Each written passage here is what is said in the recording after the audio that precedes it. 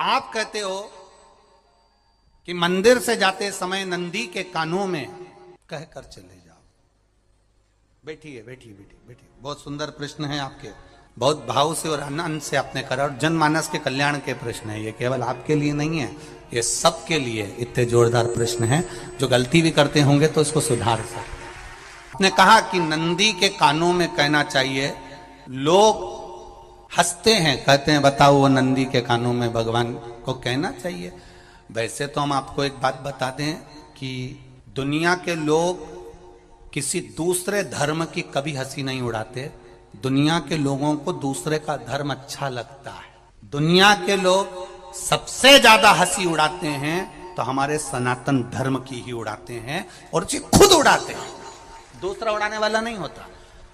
दूर के ढोल हमें समझ में आते हैं, उसका धर्म हमें समझ में आ गया, उनका क्या है, ऐसा है, आओ कुछ नहीं, उनके धर्म में ऐसा है।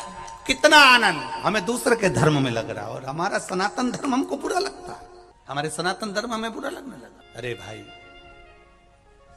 लोग कहते हैं कि नंदी के कान में कहते हो, ये कोई हमारे पुराणों में या शास्त्रों में लिखा है? भगवती बहन साहू, आपको धन्यवाद देना चाहूंगा। उपाय जो बताए जाते हैं कि बेलपत्री ऐसे चढ़ाना, काली मिर्च ऐसे चढ़ाना, चावल ऐसे चढ़ाना, धतूरा का क्या महत्व है, शमी के पत्ते का क्या महत्व है, बेलपत्री के पत्ते का क्या महत्व है, ये जितनी भी बातें बताई जाती हैं ये सब पुराण के अंतर्गत से बताई जाती है। अब दुनिया के लोग इसको चाहे टोटका कह दें, चाहे दुनिया के लोग इसे टोना कह दें, पर पुराण से हटकर कुछ नहीं। और आप लोगों को अगर बोला है कि नंदी के कान में कहकर भगवान शंकर के मन में बात पहुंचे, तो ये क्यों कहा, तो ये भी हमारी शिव महापुराण में लिखा है, जलंधर के चरित्र में। कोई आपसे कहे कि नंदी के कान में बोलने से क्या होता है, ये जलंधर का चरित्र कह रहा है। मां पार्वती जी का हस्त कमल पकड़कर जलंधर लेकर जाने लगा।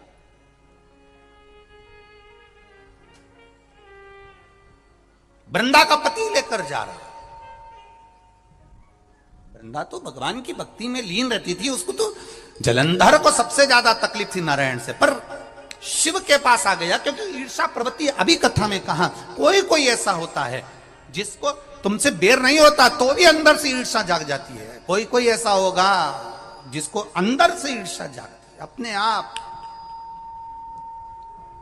आप अंदर से ईर्षा जागती है, उसका कोई बेर नहीं, पर ईर्षा जाग गई,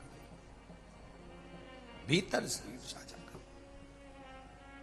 ना आप उससे मिले हो, ना कभी वो आप उसके सामने बैठे हो।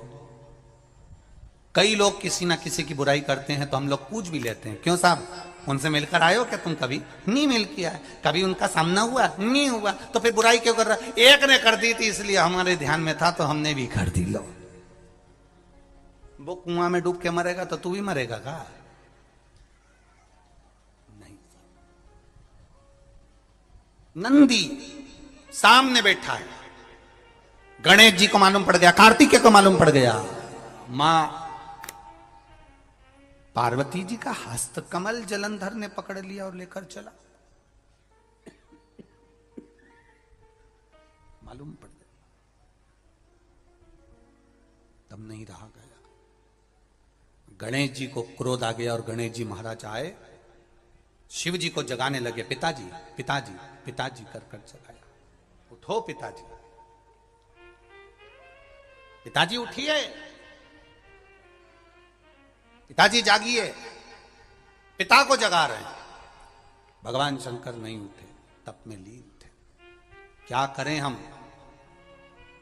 जलंधर के पास में इतना बल है, इतना बल है, और पिता की आज्ञा नहीं होगी तो हम कैसे मार देंगे इसको? मारने को तो मार दें। मां ने आज्ञा करी थी कि जलंधर उसको तारकासुर को मार दो, तो कार्तिकेय ने तारकासुर को मार दिया। शिव जी की आज्ञा नहीं तो हम इसको कैसे मारें? क्या करें? सब कुछ गणेश जी ने देख लिया, शंकर जी के ऊपर बहुत बहुत बहुत बहुत प्रार्थना कर कर देख ली, पर शंकर जी नहीं जागे। तब आखिरी में विनायक ने, गणेश ने जितने लोग आस्था चैनल पर कथा सुन रहे हैं, जितने लोग फेसबुक यूट्यूब पर कथा सुन रहे हैं, इस बात को याद रखना कि नंदी के कान में कहने से क्या होता है वो ये इस कथा से सीख लेना। आखिरी में गणेश जी को लगा किसको कहूं, शंकर जी भी तप में हैं, नंदी भी तप में हैं, मैं किसको कहूं। शिव जी को कह के कर थक गया, पिताजी को बोल बोल कर थक गया, पिताजी जागते नहीं। अब मैं किसको कहूं ये बात, किससे कहूं।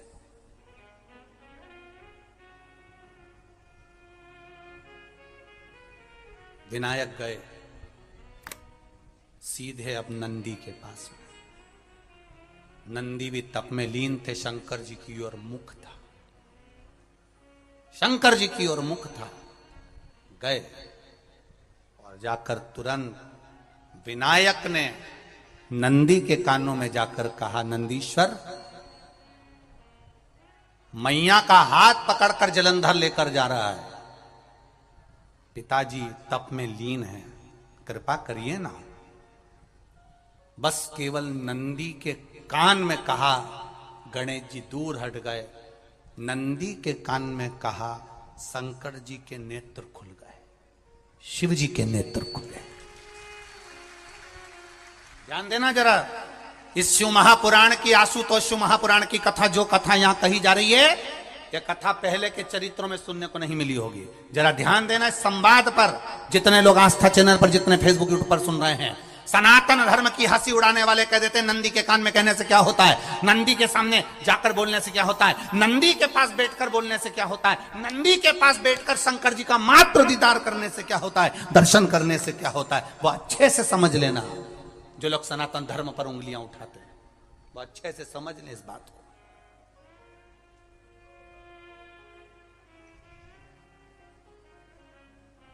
क्या होता है, नंदी तप में लीन, शिवजी तप में लीन, शिव नहीं उठ रहे। विनायक ने नंदी के कानों में जाकर कह दिया, नंदी के कान में जाकर कहा, नंदी के नेत्र नहीं खुले। नेत्र किसके खुले, जम के बोलो, महादेव के खुले, शिव जी के खुले। ये मन का तार, नंदी शंकर की आराधना कर रहे थे, शिव अपनी भक्ति में डूबे थे।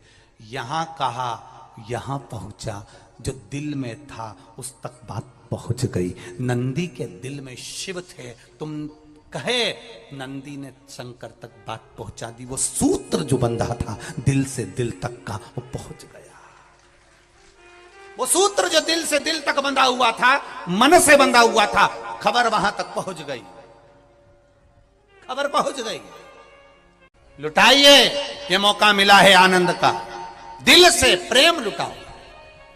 नंदी से कहा, नंदी ने देवादिदेव महादेव से नहीं कहा।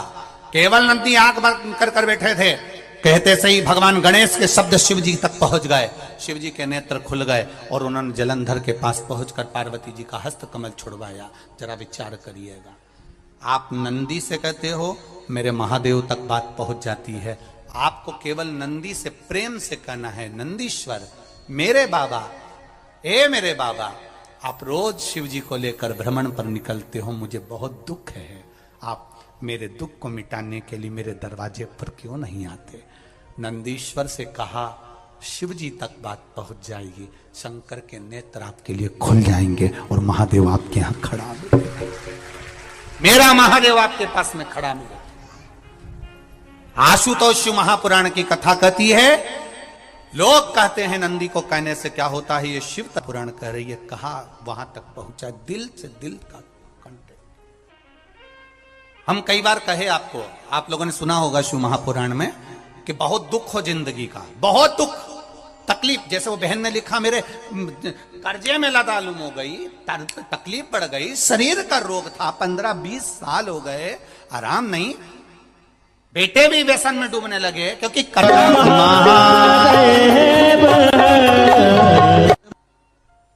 व्यसन में आदमी पड़ने लगा केवल टेंशन के चक्कर में। और आखिरी में हुआ क्या, शिव तत्व को जाना। आपसे भी निवेदन है, जब दुख की घड़ी अपार हो, समस्या बड़ी हो, बहुत तकलीफ हो, बहुत कष्ट हो, एक लोटा जल जब महादेव को चढ़ाने के लिए जाओ, चढ़ाकर 2 क्षण मंदिर के अंदर नंदी के पास 2 क्षण बैठकर मेरे महादेव को निहारना, अपने दिल की बात उसके पास में बैठकर नहीं भी कहोगे ना तो नंदी के पास मात्र बैठ भी गए, उस नंदीश्वर के पास मात्र बैठ गए तो वो तुम्हारे दिल की बात समझ जाएगा। तकलीफ बढ़ गई ना, कोई बात नहीं, दवाई खाओ, डॉक्टर को दिखाओ, पर एक बार उस जल को शिव जी पे चढ़ाओ। चढ़ाकर जल लेकर जब घर जा रहे हो 2 क्षण मेरे नंदीश्वर के पास में बैठ जाओ, नी भी कुछ कहना है मत कहो, एक बार उसके करीब में बैठकर दिल से मन से मेरे महादेव से जो कहना चाहती हो बस मन में भी धर लिया तो मेरे नंदी ने सुनकर वो महादेव से कह दिया, दुनिया का सबसे ज्यादा तप करने वाला, समाधि में लगने वाला, साधना करने वाला, व्रत करने वाला, उपवास करने वाला, तप साधना में लीन होने वाला कोई है तो वो नंदीश्वर है, जो शिव जी के सामने बैठकर उनके सामने हमेशा सामने मुख कर कर तप में लीन रहे। कितने लोग हैं जो भगवान नंदी के कानों में कुछ कहकर आते हैं? बोले हो कभी? सीधे बोल देते हो क्या जाकर? नंदी के कानों में कहने का भी एक तरीका है, आप लोगों को मालूम होगा वो तरीका? नहीं मालूम? बेलपत्री की जो डंडी रहती है ना, बीच का जो भाग है, ध्यान दिए ना जरा सा, ये बीच की जो डंडी है, फिर से देखिए, बेलपत्री के 2 पत्ते और उसके पास में जो बीच की जो डंडी का भाग, पास में जो बीच की जो डंडी का भाग है, दिख रहा है आप लोगों को? ये 2 डंडी, ये बीच की 2 पत्ती और उसके बीच में जो 2 डंडी का भाग, आप लोगों को मालूम होगा वो तरीका? नहीं मालूम? ये बेलपत्री की जो डंडी रहती है ना, बीच का जो भाग है, ध्यान दिए ना जरा सा, ये बीच की जो डंडी है, फिर से देखिए, बेलपत्री के 2 पत्ते और उसके पास में जो बीच की जो डंडी का भाग है, दिख रहा है आप लोगों को? ये 2 डंडी, ये बीच की 2 पत्ती और उसके बीच में जो 2 डंडी का भाग होता है। जब हम देवादिदेव महादेव से कोई बात कहने वाले होते हैं ना कि बाबा बहुत दुखी हूं, बाबा बहुत तकलीफ चल रही है, बाबा मैंने एक कंपटीशन एग्जाम में परीक्षा दी है, बाबा मेरे जीवन में ये तकलीफ हो रही है, बाबा, तब इस बेलपत्री की जो ये डंडी होती है, इस उंगली से, इस अंगुष्ठ से इस डंडी को पकड़ा जाता है और बाबा के कर्ण में कहने से पहले ये हाथ को नंदी के ऊपर रखकर फिर हम बाबा के नंदी के कानों में कहते हैं और चलते समय इस बेलपत्र को अशोक सुंदरी की जगह पर चढ़ाकर वापिस सजाते हैं। देव अधिदेव महादेव को पार्वती की बात मानना ही पड़ती है और वो कहना ही पड़ता है। ये बेलपत्र की महत्व है। ये जितना फल एक बेलपत्र की पत्ती में, उतना की उतना फल हम आपसे फिर कहेंगे। कभी मौका मिल जाए जिंदगी में, कभी तुम्हारे जीवन में अगर मौका मिले और कहीं बेलपत्री का वृक्ष मिल जाए जिसकी छांव तुम्हारे ऊपर पड़ रही हो, तुम्हारे ऊपर अगर बेलपत्री की छांव पड़ रही हो, उसके नीचे बैठकर कभी मौका मिले, एक बेलपत्री का पत्ता मात्र रखकर आप शिव जी का नाम लेकर जल भी अगर समर्पित कर रहे हो ना, तो वो 12 ज्योतिर्लिंग को जल चढ़ाने के बराबर फल प्रदान कर। एक बेलपत्री का पत्ता, एक बेलपत्री का वृक्ष, एक बेलपत्री के वृक्ष की छांव हमारे जीवन को कृतार्थ कर देती है, धन्य कर देती है, कृतार्थ। तो जिस जगह पर नंदी मेरे मंदिर के बाहर बैठा रहेगा,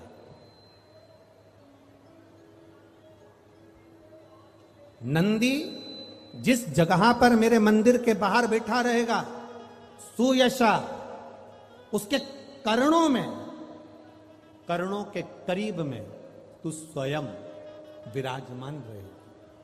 सुयशा, जब कोई नारी, जब कोई पुरुष, जब कोई बच्चा, जब कोई बुजुर्ग, जब कोई भी संसार सागर में रहने वाला मानव मेरे मंदिर में आएगा और नंदी के कान में कुछ कहकर जाएगा, तब तू उसको सुनकर मां पार्वती से कहेगी। और पार्वती जब मेरे साथ प्रतिदिन प्रदोष काल में, प्रदोष के समय, शाम के समय भ्रमण पर जब पार्वती मेरे साथ जाएगी तो पार्वती मैया जिसके सामने नंदी को रोक देगी, मैं उसके ऊपर कृपा करते हुआ चले जाऊंगा। ये हमारा भाव शिव महापुराण की कथा बना। तो शंकर जी के मंदिर जाते हैं तो आप जब वापिस लौट कर आते हैं तो नंदी के कान में, जब हम नंदी से कुछ कहते हैं, आप लोग जब वापिस लौट कर आते होंगे तो नंदी से कहकर आते होंगे ना कुछ ना। तो जब हम नंदी से कुछ कहकर आते हैं, आपने देखा होगा कई लोग नंदी के कान में कुछ कहते हैं। फिर नंदी का जो सींग होता है उस सींग के बीच में से शिवलिंग का दर्शन करते हैं। तो नंदी को जब कोई बात कही जाती है, नंदी से जब कुछ कहा जाता है कि हमारी बात शिवजी तक पहुंचाना, तो उसमें सबसे पहला अगर नाद करा जाता है नंदी के कानों में तो ओम का नाद करा जाता है। आप सीधे जाकर अगर कहेंगे नंदी को कि हमारी ये बात है, आप वहां तक पहुंचा देना, तो नंदी उस बात को कहे चाहे नहीं कहे, पर जब आप नंदी के कान में ओम कहने के बाद में अपने हृदय की बात कहते हैं, तो जैसे एक पत्र आपने भेजा और पत्र को तुमने लिफाफे के अंदर रख दिया, रखने के बाद में तुमने एड्रेस भी लिख दिया, समझ लेना बहुत अच्छे से। एड्रेस लिखने के बाद में तुमने अपना मोबाइल नंबर भी लिख दिया, सब कुछ कंप्लीट कर दिया। अब इस लिफाफे को तुमको भोपाल भेजना है सागर से, और तुमने ले जाकर इस लिफाफे को डाकघर के डब्बे में डाल दिया। लिफाफा जाएगा, जम के बोलिए, एड्रेस पूरा लिखा है, पीछे तुम्हारा नाम भी लिखा है, मोबाइल नंबर भी लिखा है,